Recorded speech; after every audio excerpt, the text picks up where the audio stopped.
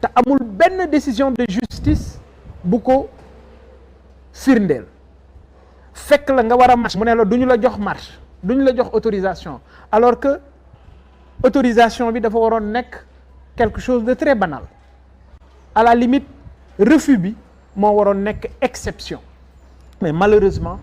refus ci manifestation tey dafa nekk une règle boo xam ne dañ ñu ko bëgg a imposer alors loolu recul démocratique la parce que tey moom président Macky Sall li ñuy toppee député Déthié Fall ak Mame Diarra Fam nga xam ne bu ñu tegoo ci loi rek dañu ne participation à une manifestation interdite ñoom demuñu ci manifestation yegguñu ci manifestation demuñu ci bërëb ba ñu interdire parce que arrêté bi dañu wax ne arrêté bi dañu interdire fii foofu ñuy wax ne dañu interdire ñoom yegguñu fa demuñu fa kon ci wàllu justice àdduna mënul gudd ba ñu ne ñoom ñii demoon nañu ca waaw moom Macky Sall manifestation ya ñu doon abal place de l'Obélisque da nga ma bëgg a wax ne moom mosu fa teg tànkam kon bu Ablaye Wade doxalee ne woon ni moom xëy na ci kaso bi kon lay dee mais c'est dommage que li may wax souvent démocratie affaire u gentleman la démocratie nit la ku war a am hauteur et malheureusement nous avons un président qui est toujours dans des détails ci mbiru ay këréel borne fontaine la nekk seet nu mu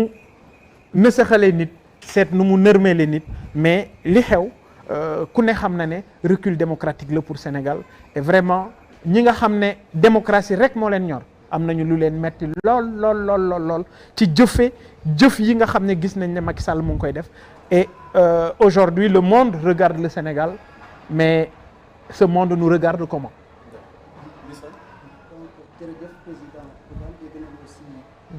soulevé yëpp nga lim ay problèmes yu bëri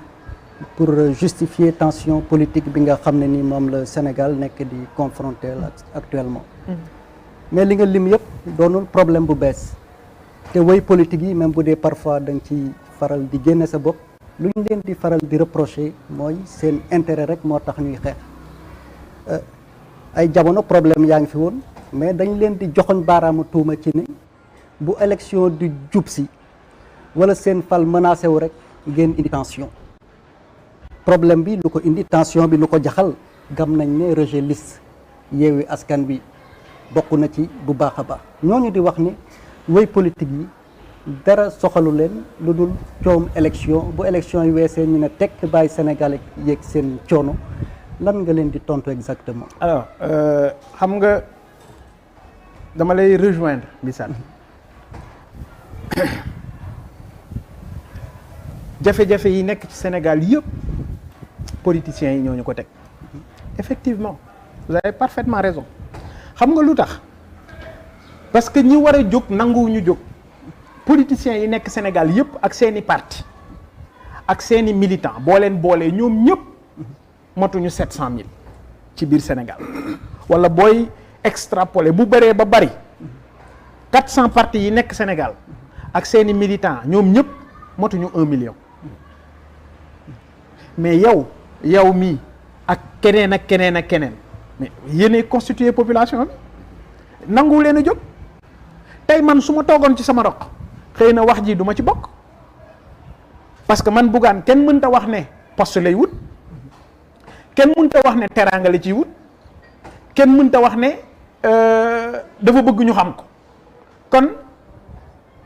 jafe-jafe askan wi dama ci jóg démb tey jii doog a ñëw parce que du ci lenn lu ma seetaan askanu Sénégal fépp fu ñu ma soxlaa suma tànk bi jàpp naa ne ñoom ñoo ko moom dem naa fa taxaw naa fa bu ñu fa waree jëf ca bu ñu fa waree wax ca mais effectivement politiciens yi nekk ci Sénégal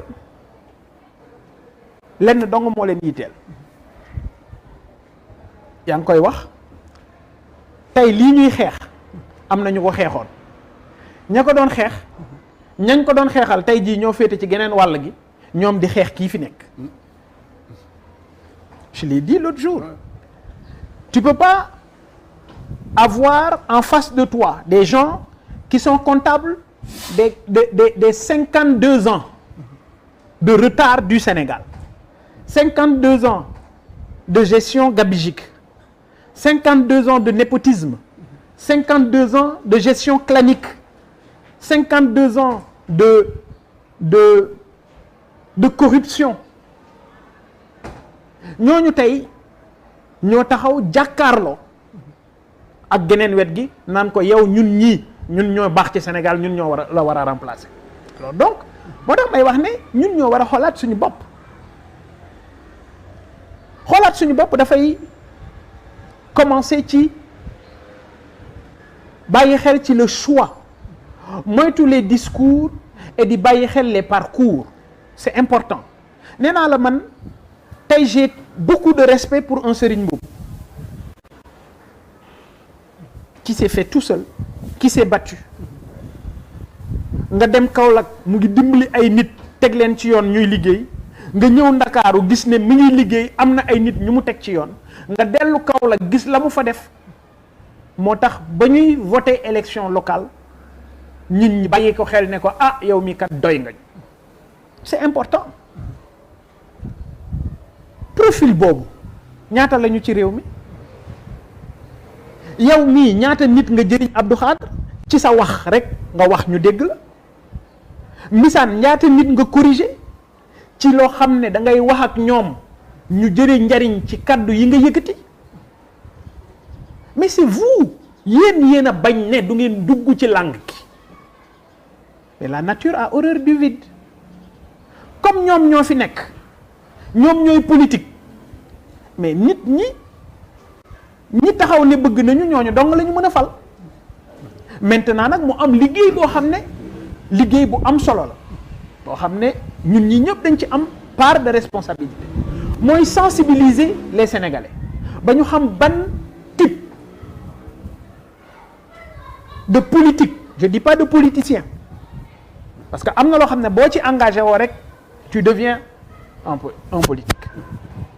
mais ban type de politique lañ soxla yan façon ngi nit la Sénégal soxla man gëw ma ne politicien mooy changer Sénégal parce que Sénégal li ko yàq ce sont les politiciens professionnels mooy ñi nga xam ne amuñu benn liggéey lu mooy politique seen xëy suba ba ngoon jot politique la ak ñi nga xam ne ce sont les hauts fonctionnaires de l'administration, ces fonctionnaires véreux, ces fonctionnaires corrompus, cette administration couchée moo waral coow li tey lu indi coow li conseil constitutionnel ku ne gis njombe gi ñu def ci réew mi lu waral coow li DGE direction générale des élections ñu nekk ci haute administration kan moo leen di fal ministre de l'intérieur kuy fal ministre de l'intérieur président de la république conseil constitutionnel ku leen di tànn ñaar ñi assemblée juróom yi président de la république waaye yéen tamit ku la abali gët nga xool fi ko neex. d'accord alors dagguma la Balma président wax nga ko léegi différence bi nga xam ne daf nga ko diggante politique yi ak politiciens yi c'est vrai que évoqué nga le parcours qui doit différer du discours pour faire le bon choix maintenant politiciens yooyu ngay wax c'est des politiciens am nañu ay militants tout comme Gëm Sa Bopp ni mu amee un président avec des militants au-delà du parcours ak peut-être action yi nga xam ne yéen a ngi ko def en tant que manager mais quel est justement li nga xam ne moo war a wuutale ñaari camps yi pour que ñu mën a am yaakaar boo xam ne Sénégal am na ñu ko mën defar. yaakaar bi ñi war a defar Sénégal ñu ngi Sénégal. ñu ngi ci biir réew mi et man li ma gëm mooy li war a defar Sénégal ci Sénégal dong la mën a jógee te ci ñun ñii rek la nekkul ci ñeneen. Gëm Sa Bopp c'est pas un parti politique. C'est un mouvement citoyen. Oui. Parti politique ñetti nit ñooy daje créer parti politique mais ñun jàpp nañu ne waruñu doon un parti de plus parce que ci biir programme bi ñu proposé dañuy woote rationalisation des partis politiques kon li ma gëm man mooy mën nañu seet ay doomu Sénégal yoo xam ne seen yéene du lenn lu mooy defar seen yéene mooy jël seen loxo bi sumb ba dugal ko ci sumb bi waaye ñu fekk leen si parce que ki neex a jàppale ki neex a dimbali mooy ki nga fekk ci yoon moo tax man li ma gëm mooy ñi war a defar Sénégal du ñu doon ay politiciens professionnels mais du ñu doon aussi ay nitu administration bu Sénégal parce que administration bu Sénégal ak politiciens yu Sénégal ñoo yàq Sénégal. Il reste des Sénégalais, oui. Je suis tout à fait d'accord. Mais c'est des gens qui aujourd'hui sont étiquetés. Moi, li ma la wax 1960 ba 2000 on a eu les socialistes ku nekk ak sa lot de musiba gu ñu def ci réew mi 2000 ba 2012 nga am président Abdoulaye Wade mu def fi lu baax nag waaye it def fi safaan gu bari boo xam ne tey ñun ñëpp ñu ngi ci teg suñu bët 2012 ak 2022 10 ans ñu nekk ci 10 ans wu torox tànge 10 ans wu yaakaar wu tas 10 ans wu jeeg boo xam ne day sëy ci Sénégal te nekkewul lu dul ngistal maanaam def lu nit gis. mais ak ay réalisation mooy li may wax mooy lu nit gis. damay def lu nit di gis mais def lu defar nit déedéet defarut nit. mais dina jariñ nit ñi aussi. non xam nga liy jariñ nit ñi. ak liy defar nit ñi du benn. stade day jariñ nit ñi mais classe day defar nit. tey dañoo jiital ñun amub stade ka am classe yu baax dañoo jiital ñun am stade ka am maternité bu baax fi may wax ak yow nii maternité Tëmb Mbay ma nga ca commune Kabou Gaye maternité boobu ay saagu xottu saaku la ñu jël defar ko ci lalu maternité bi nit ñi mucce waaw ñu ci télé laay wax ñu ngi may déglu man nee naa la Sénégal fu ci ne dama fay teg sama tànk lu ci ne ma ne la lii moo fa am donc moo tax ma ne la dañu am jeeg boo xam ne dafa nekk ci kër gi di sëy mais li ko intéressé mooy sagu defar terre defar stade waaw ok am nañu stade bi gën a rafet ci Afrique ci àdduna sax nee nañu ñun suñu stade moo dàq stade de France on est d'accord waaw mais ñun waa Sénégal ñun fii dañu am ay abri provisoire jam ñaajo googu dafa am abri provisoire waaw est-ce que amuñu problème mu priorité stade bu rafet ñëpp bëgg nañu ko terre ñun ñëpp bëgg nañu ko macha allah c'est important yokki autoroute ñun ñëpp bëgg nañu ko mais Dakar dama lay jox benn exemple xam nga Dakar kañ la ñu gëj a yokk établissement hospitalier yi nekk Sénégal yi nekk Dakar depuis les années 90 ak fi may wax ak yow nii ñaata la 32 ans amul benn hôpital bu ñu yokk Dakar dalal jàmm lañu fi def donc amatul beneen te dalal jàmm ba fi may wax ak yow nii amagul bloc opératoire. mais on a relevé les plateaux le plateau médical. oui ok xam nga ñaata milliards la ñuy def ci évacuation sanitaire 5 milliards chaque année ñu jël ay nit parce que toll nañu ci diggante ñu jël leen yóbbu leen bitim réew maanaam sëñ bi Sall bi mu fi toogeeg léegi 2012 ak léegi nga calculer ko 5 milliards fois 10 50 milliards la ñaata case de santé lañ ci mun a defar ñaata centre de santé lañ ci mun a defar centre de santé boo tabax boole ci ambulance lépp clé en main ak matériel bi livré ko benn commune c'est 100 millions de francs CFA 100 millions de francs CFA moo koy def tey jii da ngay gis ay communes yoo xam ne fi may wax ak yow Samékanta dëkk bu ñuy wax commune Samékanta nekk ca Kolda ñoom ba fi may wax ak yow nii ay case de santé la ñu am centre de santé bi ñu am tabax nañ ko ba mu ne boy depuis 3 ans mënuñu am personnel de santé bu ñu leen yónnee. responsabilité état. waaw mais ñooñu nga may wax ne nag ñoo am stade bu rafet ñooñu nga may wax réew moomu moo am terre réew moomu nga may wax moo am arena réew moomu nga may wax ne moom moo am et cetera et cetera et cetera réew moomu la ñu jël 18 milliards jox ko nit ne ko rafetalal corniche bi Macky Sall di jaar alors que ma wax la léegi ne maternité bu Tëmba Mbay amuñu lal bu ñu teg nit kuy mucc loolu mooy suñu problème tey jii est-ce que nit ñi defar nañ leen man li ma gëm mooy l'objectif devait être de bâtir ou de rebâtir l'homo sénégalensis fexe ba nit ñi ñu tàggat leen ñu mënal seen bopp am na ci benn waxtaan bu ma ko wax keroog dañu jël 43 milliards jox ko ay nit ñu ne ñu xiif ñu séddale leen ko fi mu nekk nii gars yi ku nekk mu ngi xool téléphone am ndax jotul message yu 80 000 francs xam nga c'est ça le danger de nos états xam nga seen problème lan la dañuy biberonner nit ñi maanaam dañ lay mettre ci situation boo xam ne da ngay nekk ci dépendance waaw lu tax booy bi jugee Pekes wala Sugeer wala booy bi jugee Caaxaar wala Ñambur Siin wala Paatar ñëw Dakar bu ñëwee réussir bu ñëwee taqale ko dóor génn ci mais booy bi nekk fii jàng ba am ay diplôme mënu ci génn pourquoi parce que dañu am état bu lay gëmloo ne pour nga réussir ñoom il faut ñu dugal seen loxo ci yow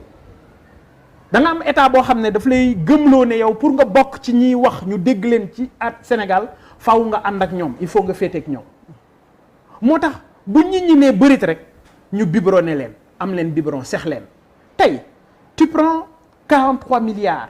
nga distribuer ko 529 000 personnes nga daggat ko ku nekk am 80 000 francs mais xam nga ñaata petite et moyenne entreprise ou ñaata unité industrielle légère nga ci mënoon a créer au moins 2000 ak fonds de roulement mais malheureusement ñi ñu jiite bëgguñu nit ñi mën bëgguñu nit ñi tekki tey jii réew mi metti na xale yi génn ci mbedd mi di xeex dañuy xeex parce que dañuy xalaat seen bopp dañuy xeex parce que ñoom xam nañ ne seen ëllëg bu nar a jafe lay doon dañuy xeex parce que gis nañ ne paa bi mënatul diri saaku ceeb dañuy xeex parce que gis nañ ne ceeb bi niinatul diwliñ bi boo ko dankee daanaka day des ci sa loxo ceeb bi ñu xam ne réew mi am na problème comment faire c'est quoi la solution elle est très simple et parfois tu en parles les gens te disent oui parce que da ngeen di wax da ngeen nekk ci banc de touche affaire bi du yëfi banc de touche man li ma solution yi président est-ce que duñ bàyyi bu ñuy ñëw après absolument ñu dugg ci programme bi absolument je pense qu'on aura assez de temps absolument dugg ci loolu misaal ma bàyyi la nga waaw président wax na lu am solo kàddu gi neex na dégg quand même mais am na question yu mu abordé aussi bëgg naa ko ci relancer parce que joxoñ na baaraama tuuma yenn ci ay infrastructure yi nga xam ne ni defar nañ ko ci réew mi donc bu ci mel ni TER nañ ci arrêté yenn autorité tout mu ne defar nit ñi lu am solo la mais aussi bu ñu taxawee ci train express régional parce que bu ma jëlee exemple France ñun suñu réew yi d'habitude dañ naan dafa toll ci tabaxu maanaam dañoo nekk ay réew yi nga xam ne ni daal seen loxo jotul ginnaaw réew yi ñuy tabax la par exemple gisaguñu Emmanuel Macron mu inauguré pont gisaguñu Joe Biden mu inauguré leneen beneen infrastructure mais par exemple bu ñu taxawee ci TER bi tey booy dox Dakar par exemple sa yaram day daw parce que ñëpp a ngi Dakar nee nañu c'est 0,3% du territoire national 25% des Sénégalais fii la ñu dëkk tey booy critiquer TER est-ce que duñu ne président Bougane gëj na jël Ndiaga Ndiaye wala gëj na jël yenn moyen de transport yi peut-être ndaw bi nekk Kër Massar wala Yëmbal ne amul position boobu train express régional ci dëkk bi nga xam ne nii maanaam capitale bi nga xam ne ni benn boom démographique bu am solo lañ fi seetlu est-ce que tamit jaadu na ñuy critiquer yenn effort est-ce que Sénégal dafa war a des rek ci ay Ndiaga Ndiaye ay car rapide ak ay kalandoo yi demee noonu est-ce que réew mi jotul mu am TER mu am BRT yi demee noonu bu ñu ñëwee ci hôpital yi aussi am naa chance demoon ca Kédougou dem ci hôpital bi nga xam ne ni bu jéggi dayo la hôpital de niveau 2 bu ma juumul Touba am na bosam ak yeneen yooyu effort tamit est-ce que jotul ñu saluer ko. d'accord maa ngi lay sant bu baax damay ñëw ci hôpitaux yi nga wax relever le plateau médical da ngay wax hôpital de niveau 2